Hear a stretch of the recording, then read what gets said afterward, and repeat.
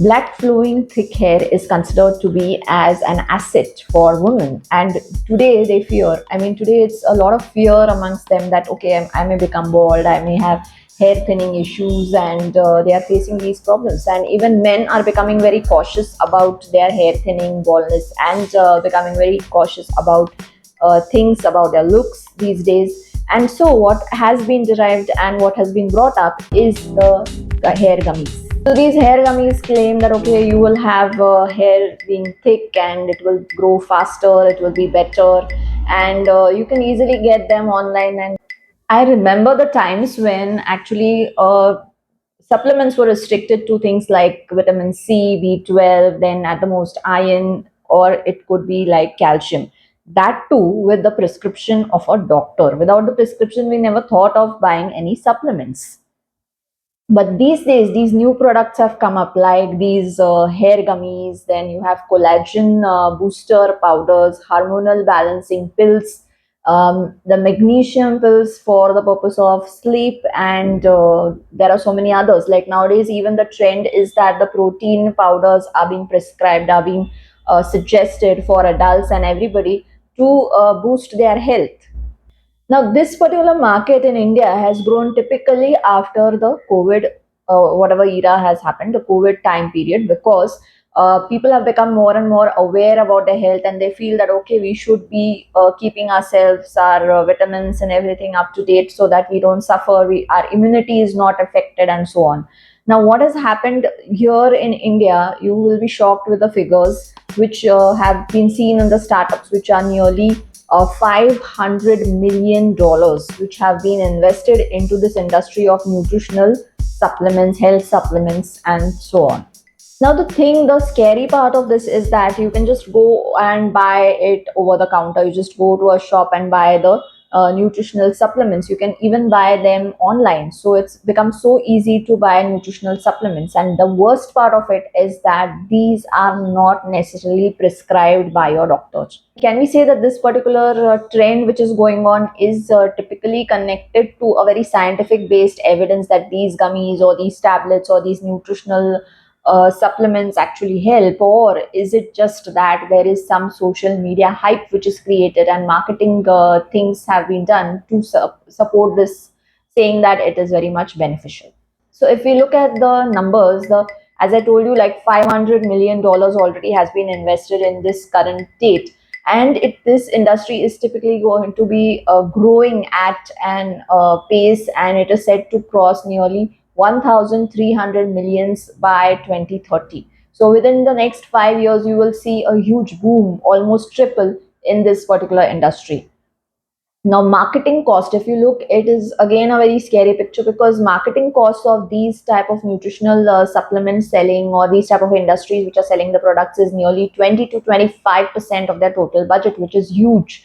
One fourth of their total cost goes towards marketing these products. We'll see some examples. If you look at Fasten Up, it is some brand which is selling the products which are connected to athletes. So they use the fitness content creators for the purpose of marketing. So now, if you look at the brand which is Plix, Plix is using social media again. Gen Z creators are being targeted and used for the purpose of promoting their product, because this connects to weight loss, and Gen Z are typically said to be very cautious about weight gain.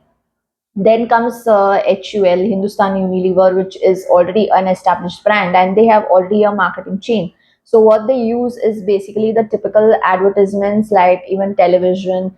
It could be social media promotions also, which could be beneficial to them, and typically radio advertisements, hoardings, and all that. Everything they will be using for the purpose of promoting these products. Now, the most interesting fact about these supplements is something about the regulation, the legal part of it, which you should be watching very carefully, because this will guide you to understand what kind of products you are going to consume. So the legalities of these are scary, where basically they have allotted these supplement products to be under the control of the Food Safety and the Standards Authority of India, FSSAI. Now you'll say why this is so scary, and yeah, there is a regulatory body for this particular product, and there is going to be some kind of checks and cross checks from the end of the government. Now I'll tell you why it is so scary. See, one important thing is that if you look at a samosa which you're consuming from a street stall vendor, or could be any shop which is selling samosas, these people are the ones who are authorized, or you can say who are registered under FSSAI. So what does FSSAI do is basically they are going to look at what your product is, whether that product complies with the safety standards, that is hygiene basically. You should not have any kind of bacterial growth, fungal growth. The product is having the markings which are required, like expiry date, the nutritional calories intake and everything. Whatever the specifications are there will be administered.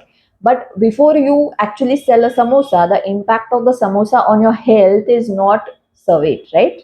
So samosa is just produced and it is sold. What is the samosa as a product is something which after its making, the FSSAI will be the ones who will be checking it out, just in terms of hygiene, and that any kind of chemicals which are harmful are not used, like colors, food colors, or very typical guidelines are there for the purpose of their service.